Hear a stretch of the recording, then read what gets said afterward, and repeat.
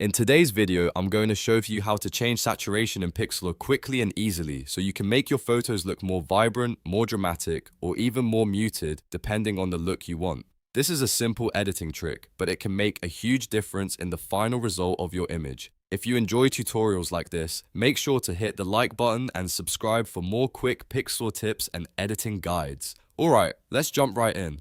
First, go to the Pixlr web app in your browser and open the image you want to edit. Once your image is loaded, look over to the right-hand panel and click the target image layer so it becomes highlighted.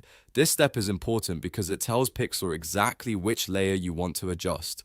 After that, go up to the top menu bar and click on the Adjustment tab. From the drop-down menu, select Hue and Saturation. And if you want a faster shortcut, you can also press Ctrl U on your keyboard. That brings up the same adjustment tool right away. Now you'll see the Hue and Saturation controls on your screen. To increase the intensity of the colors in your image, drag the saturation slider to the right. This will make the colors look richer, bolder, and more colorful. If you want the opposite effect, drag the slider to the left to desaturate the image and reduce the color intensity. This is useful if you want a softer look, a faded style, or even a black and white effect depending on how far you move it. Take a moment to adjust the slider until the image looks the way you want.